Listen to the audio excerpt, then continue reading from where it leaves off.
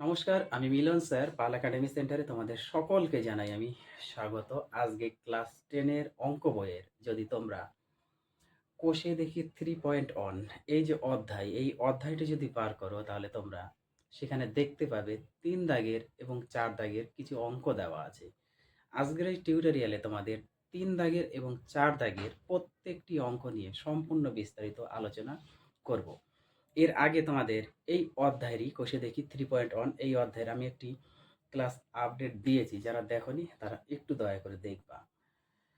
যাই হোক, আজকে আমরা বেশি কথা বাড়াবো না, আমরা সরাসরি চলে আসব। তোমরা যদি তোমাদের বইয়ে এই কোষে দেখি 3.1 এর অধ্যায়ের যদি 3 নম্বর অঙ্কটি একটু পড়ো, তাহলে সেখানে যে কথাগুলি লেখা আছে সেই কথাগুলি আগে আমাদের একটু বুঝতে হবে।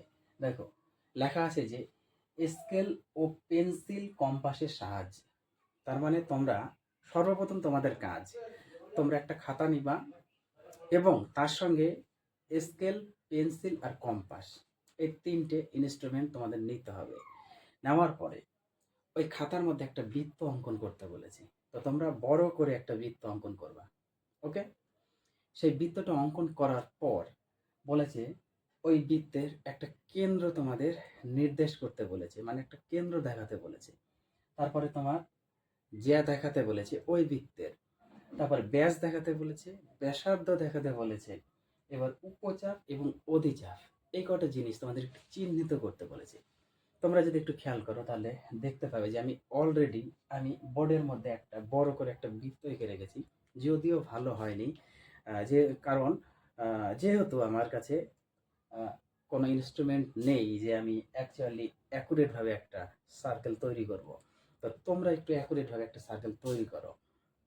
যখন সার্কেলটা তৈরি করবা, যে বিন্দুকে কেন্দ্র করে তৈরি করবা সেখানে তোমরা নাম দেবা ও বিন্দু। তোমরা সকলেই জানো একটা বৃত্তের কেন্দ্রকে আমরা সবসময় ও দ্বারাই কিন্তু চিহ্নিত করে থাকি। সো তোমরা এখানে বৃত্তের কেন্দ্রকে ওই ধরবা। ওকে, আদার্স কোনো নাম দিবা না। তো দিলেও কোনো ক্ষতি নেই, কিন্তু ও দেওয়াটাই আমার মনে হয় যে বেটার হয়। তাহলে এবার খেয়াল করো, এই যে বৃত্তটা, এই বৃত্ত যে আমি এঁকেছি, দেখো আমি একটা কেন্দ্র লিখে রেখেছি না, এই যে একটা বিন্দু, এই বিন্দুটাকে আমি কেন্দ্র ধরেছি এবং সেখানে নাম দিয়েছি ও। তাহলে এই বৃত্তের কেন্দ্র হচ্ছে ও। তাহলে আমরা কেন্দ্রটাকে চিহ্নিত করতে পেরেছি। তারপরে এবার আসি আমরা জ্যা। এবার একটু খেয়াল করো, জ্যা কিভাবে এঁকেছি, অনেকভাবে আঁকা যায়, একটা বৃত্তের মধ্যে জ্যা অনেকভাবে আঁকা যায়। তো আমি একটু চেষ্টা করেছি, এটাকে জ্যা ধরেছি, এ আর বি, এই যে এ বিটা, এই এ বিটাকে আমি জ্যা ধরেছি। ওকে, আশা করি বুঝতে পেরেছ। তারপরে ব্যাস, এবার ব্যাস কিভাবে ধরবো, তোমরা সকলেই জানো যে একটা বৃত্তের ব্যাস কখন হয়, যখন আহ, ওই সরল রেখাটি বা ওই রেখা অংশটি বৃত্তের কেন্দ্রগামী হতে হবে। অর্থাৎ এই যে কেন্দ্র, এই কেন্দ্র দিয়ে অ্যাকচুয়ালি সরল রেখাটিকে যেতে হবে। যদি কেন্দ্র দিয়ে সরল রেখাটি যায়, যাওয়ার পরে এই বৃত্তের যেদিকেরা টাচ করেছে, এই যে টাচ আর কেন্দ্র দিয়ে যে গেছে, এই এতটুকু রেখা অংশের দৈর্ঘ্যটাকে আমরা কিন্তু অ্যাকচুয়ালি ব্যাস বলে থাকি, অথবা অথবা এই বৃত্তের সব থেকে বড় জ্যা বলে থাকি। সো আমাদের এখানে বড় জ্যার কথা বলেনি, শুধু ব্যাস ধরেছে বা ব্যাস বলেছে, তাহলে আমরা এটাকে ব্যাস ধরবো। তাহলে এবার খেয়াল করো, এই যে সিডি, এই যে সিডি আমি নাম দিয়ে রেখেছি, সিডিটা হচ্ছে আমাদের এই বৃত্তের ব্যাস। ওকে, তোমরা লিখে দিবা যে বৃত্তের কেন্দ্র ও বৃত্তের জ্যা এবি বা এবি সমান সমান জ্যা, আর বৃত্তের ব্যাস সিডি। ওকে, তাহলে আমরা কেন্দ্র জ্যা ব্যাস পেয়েছি। এবার ব্যাসার্ধ, ব্যাসার্ধ তোমরা সকলেই জানো কিন্তু যে একটা বৃত্তের কেন্দ্র থেকে আমরা যেদিকেই একটা দাগ টানি না কেন, সেটাই হচ্ছে ওই বৃত্তের ব্যাসার্ধ। তাহলে এবার খেয়াল করো, এই যে কেন্দ্র থেকে দেখো আমি এদিকে একটা দাগ টেনেছি, এই যে ও আর ই, এই ও ই হচ্ছে এই বৃত্তের ব্যাসার্ধ। পরিষ্কার? তারপরে এবার বলেছে আমাদের উপচাপ আর অধিচাপ। এবার উপচাপ কি, অধিচাপ কি, আমি এই অধ্যায়ের একটা প্রথম যে পার্ট, অ্যাকচুয়ালি এই অধ্যায়ের মানে এই অধ্যায়ের কোশ্চেন সলভ করার আগে আমাদের যে যে বিষয়গুলি জানতে হবে বা শিখতে হবে, এই নিয়ে আমি একটা ক্লাস আপডেট দিয়েছি। সেখানে আমি সম্পূর্ণ বিস্তারিত আলোচনা করেছি এই সার্কেল রিলেটেড। তার মধ্যে তোমরা উপচাপ এবং অধিচাপ পাবে, যারা দেখো একটু দেখবা তাহলে বুঝতে পারবা। দেখো, আমি এখানে একটু বুঝিয়ে দিই উপচাপ আর অধিচাপটা কি হয়। উপচাপ হলো একটা বৃত্তের মধ্যে ছোট যদি আমরা একটা পার্ট নিই, সাপোজ এই ও কেন্দ্র বৃত্তের আমরা যদি ছোট একটা বৃত্তচাপ আঁকি এইভাবে, এই যে যেমন দেখো, এই যে আমি ডট ডট ডট ডট দিয়ে রেখেছি না, তাহলে এখানে যদি আমরা বসিয়ে ছোট্ট করে যদি একটা চাপ কাটতাম, আমরা এই যে মূল বিন্দু, ওকে, এই কেন্দ্র এটা অ্যাকচুয়ালি এখানে, সরি, যেটা হচ্ছে মূল বিন্দু আমাদের অ্যাকচুয়ালি ধরা উচিত না, যে কেন্দ্র ধরতে হয় বৃত্তের ক্ষেত্রে কেন্দ্র। এই কেন্দ্র থেকে যখন আমরা একটা বৃত্ত চাপ আঁকতাম তখন কি করতাম, এখান থেকে না নিয়ে আমরা এখান থেকে নিয়ে এইভাবে এই যে এতটুকু যদি আসতাম ছোট, তার মানে উপচাপ হচ্ছে একটা বৃত্তের ছোট চাপকে বলা হয়েছে উপচাপ। তাহলে আমাদের ছোট চাপ এই যে এক্স পি ওয়াই যে চাপটা তৈরি হয়েছে অ্যাকচুয়ালি, এই যে এক্স আমি লিখে রেখেছি এক্স পি ওয়াই, এই যে এইটা হচ্ছে আমাদের এক্স পি আর ওয়াই, এই চাপটা হচ্ছে আমাদের অ্যাকচুয়ালি উপচাপ। এবং অধিচাপটা কি, অধিচাপটা হচ্ছে এই চাপটুকু বাদ দিয়ে বাকি যতটা আছে, কি কি আছে দেখো, সি কিউ ডি, এই যে সি কিউ ডি আমরা এটা ধরতে পারি সি কিউ ডি, ওকে।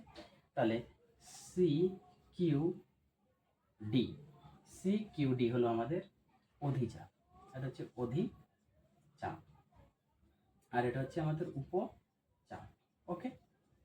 তার মানে সবসময় তোমাদের মনে রাখতে হবে একটা বৃত্তের উপচাপ সবসময় ছোট চাপের একটা ক্ষেত্র হয়, আর অধিচাপ সবসময় একটা বড় চাপের ক্ষেত্র তৈরি হয়। বোঝা গেছে 3 নম্বরে প্রত্যেকটা যে কথা বলেছিল সেই কথাগুলো কিন্তু আমি বললাম, তোমরা একটু গুরুত্ব দিয়ে এই অঙ্কটি একটু করবা। এইবার আসি আমরা 4 নম্বরে। দেখো 4 নম্বরে আমাদের অলরেডি বলেছে যে সত্য না মিথ্যা আমাদের লিখতে বলেছে। আমি এখানে একটু বক্স বক্স দিয়ে রেখেছি, কারণ সত্য মিথ্যা কথাটা আমি অ্যাকচুয়ালি ব্যবহার করব না, তোমরা এটা ব্যবহার করবে। আমি যদি ঠিক হয় সত্য যদি হয় টিক মেরে দেবো, আর যদি মিথ্যা হয় তাহলে ক্রস মেরে দেবো, ওকে। এতটুকু একটু মনে রাখো। দেখো 1 নম্বরে বৃত্ত একটি সমতলিক চিত্র। একটা বৃত্ত অলওয়েজ একটা সমতলে অঙ্কন করা হয় বা আঁকা হয়। সো বৃত্ত একটি সমতলিক চিত্র কথাটা একদম সত্য, তাই না? কারণ একটা বৃত্ত যখন আমরা অঙ্কন করি তখন কিন্তু অলরেডি তাকে একটা সমতলে কিন্তু আমরা অঙ্কন করি। সো 1 নাম্বারটা হচ্ছে আমাদের কারেক্ট, এটা হচ্ছে আমাদের সত্য, তোমরা লিখে দিবা সত্য। 2 নাম্বারে আসি, বৃত্তাংশ বা সেগমেন্ট। আমি প্রত্যেকটি টিউটোরিয়ালে কিন্তু তোমাদের বলছি এই অধ্যায়ে, যারা দেখনি একটু দেখবা প্রথম যে পার্টটা, প্রত্যেকটা বিষয় আমি সেখানে ব্যাখ্যা করেছি। এই যে সেগমেন্ট যেটা হচ্ছে বৃত্তাংশ, তারপর সেক্টর, বৃত্তকলা, সমস্ত কিছু বুঝিয়েছি। যাই হোক, এবার হচ্ছে বৃত্তাংশ বা সেগমেন্ট একটি সমতলিক ক্ষেত্র। অবশ্যই বৃত্তাংশ, বৃত্তের যে পার্ট হয়, একটা বৃত্তের ব্যাস, একটা বৃত্তের যে ব্যাস, এই ব্যাস যখন একটা বৃত্তকে দুটো অংশে খণ্ড করে, দুটো অংশ যে খণ্ড করে, তাই না, এটা হচ্ছে বৃত্তাংশ বলা হয়। তাহলে বৃত্তাংশ বা সেগমেন্ট একটি সমতলিক ক্ষেত্র, অবশ্যই একটি সমতলিক ক্ষেত্র, কারণ এটা সমতলিক বা সমতলেই অঙ্কন করা হয়েছে এবং প্রত্যেকটা বৃত্তাংশ এক একটা ক্ষেত্রের মধ্যে অবস্থান করে। সো আমাদের এটা ঠিক, ওকে। তারপরে এটা হচ্ছে আমাদের কারেক্ট অ্যান্সার, এটা হচ্ছে আমাদের কারেক্ট অ্যান্সার। এবার আসে 3 নাম্বার, বৃত্তকলা বা সেক্টর। দেখো বৃত্তকলা একটি সমতলিক ক্ষেত্র, এটা ঠিক না ভুল আমাদের একটু বুঝতে হবে। বৃত্তকলা একটি সমতলিক ক্ষেত্র, তাহলে বৃত্তকলা কখন হয় মনে আছে? বৃত্তকলা কখন হয়? বৃত্তকলা হচ্ছে তোমরা দেখবা যে একটা বৃত্তের যে চাপ, একটা বৃত্তের যে চাপ, সাপোজ মনে করো এই এক্স থেকে বা আমরা এটা ধরলাম এপিবি, এই যে এপিবি যে চাপ, এই চাপের সাথে যদি বৃত্তের কেন্দ্র থেকে আমরা দুটা ব্যাসার্ধ টানি, ওকে, তার মানে কি কোনো বৃত্তাংশ চাপ এবং সেই বৃত্তাংশের ব্যাসার্ধের, দুটো ব্যাসার্ধের যে ক্ষেত্র, সেটাকে কিন্তু বলা হয় অ্যাকচুয়ালি সেই বৃত্তকলার সেক্টর। তাহলে এই যে বৃত্তকলার সেক্টর একটি সমতলিক ক্ষেত্র, অলওয়েজ সমতলিক ক্ষেত্র এটা, তাহলে এটাও আমাদের ঠিক, ওকে। এবার আসি আমরা 4 নাম্বারে। দেখো 4 নাম্বার কি বলেছে, জ্যা একটি সরল রেখা অংশ, জ্যা একটি সরল রেখা অংশ। অবশ্যই এই যে জ্যা, আমরা সব থেকে বড় জ্যাটাকে কোনো বৃত্তের ব্যাস হিসাবে ধরে থাকি। তাহলে এই যে ব্যাস বা জ্যা, সে সবসময় কি একটা সরল রেখা অংশ। তাহলে এটা সত্য কথা, একদম সত্য কথা। তারপরে 5 নম্বরে, চাপ একটি সরল রেখা অংশ। চাপ একটি সরল রেখা অংশ। চাপ কি কখনো সরল রেখা অংশ? সাপোজ আমি একটু এখানে দেখাই, কোন একটা যদি আমরা চাপ কাটি, এইভাবে যদি একটা চাপ কাটলাম, ওকে, কোন একটা বিন্দুকে কেন্দ্র করে আমরা এইভাবে একটা চাপ কেটেছি, তাহলে এই যে চাপটা, এই চাপটা কি অ্যাকচুয়ালি সরল রেখা? কখনো সরল রেখা না।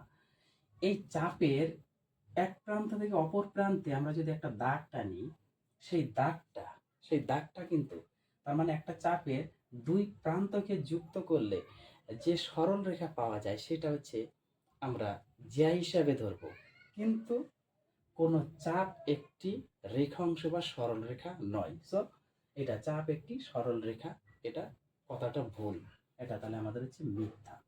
ওকে, এটা তোমরা একটু মিথ্যা লিখে দেবে, এটা হচ্ছে ক্রস। তারপরে একটি বৃত্তের সসীম সংখ্যক একই দৈর্ঘ্যের যে আছে, একটা বৃত্তের মধ্যে সসীম সংখ্যক একই দৈর্ঘ্যের যে আছে, কখনো কি হতে পারে একটা বৃত্তের মধ্যে সমান সংখ্যক ভাবে অনেকগুলা জ্যা? কখনো হতে পারে না। দেখো এখানে আমি যেভাবেই আঁকাই না কেন, প্রত্যেকটা জ্যা আমার কিন্তু আলাদা আলাদা দৈর্ঘ্যের হবে এবং প্রত্যেকটা দৈর্ঘ্যের ভ্যালু বা মান আলাদা দিবে। সো একটি বৃত্তের সসীম সংখ্যক একই দৈর্ঘ্যের জ্যা আছে, কথাটা সম্পূর্ণ মিথ্যা, সম্পূর্ণ ভুল, তাহলে এটা ক্রস। ওকে, তারপরে একটি নির্দিষ্ট বিন্দুকে কেন্দ্র করে একটি বৃত্তই আঁকা সম্ভব, কথাটা কি ঠিক? একটা নির্দিষ্ট বিন্দুকে কেন্দ্র করে, এই যে একটা বিন্দু, এই বিন্দুকে কেন্দ্র করে আমরা কতগুলো বৃত্ত আঁকতে পারবো? অনেক ধরনের বৃত্ত আঁকতে পারবো, মনে আছে? এই যে অনেক ধরনের যদি আমরা বৃত্ত এইভাবে যদি আঁকি, তাহলে এটাকে বলা হচ্ছিল এক কেন্দ্রীয় বৃত্ত, আলোচনা করেছি, একটু দেখবা। তাহলে একটি নির্দিষ্ট বিন্দুকে কেন্দ্র করে একটি বৃত্ত আঁকা সম্ভব, কথাটা সম্পূর্ণ মিথ্যা, অনেকগুলো বৃত্ত আঁকা যায়। ওকে, তারপরে লাস্ট যে কোশ্চেনটি পড়ে আছে, দুটি সর্বসমবৃত্তের ব্যাসার্ধের দৈর্ঘ্য সমান, দুটি সর্বসমবৃত্ত। তাহলে সর্বসমবৃত্ত বলতে যে বৃত্ত দুটির,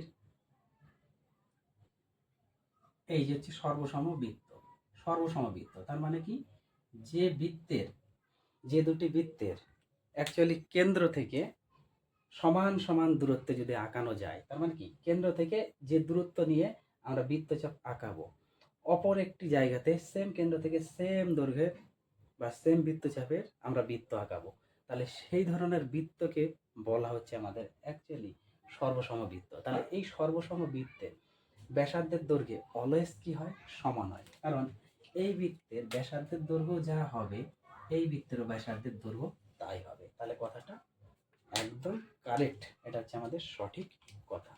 সো এটা হচ্ছে আমাদের ঠিক। আশা করি তোমাদের এই কোষে দেখি 3.1 এর যে 3 দাগের আর 4 দাগের যে অঙ্কগুলো আছে এগুলো নিয়ে কারো সমস্যা নেই। এই অধ্যায়টা তোমরা একটু প্লিজ দয়া করে ক্লিয়ার করো, কারণ যখন আমি সম্পাদ্যর মধ্যে ঢুকবো তখন অনেক সমস্যায় তোমরা পড়ে যাবা।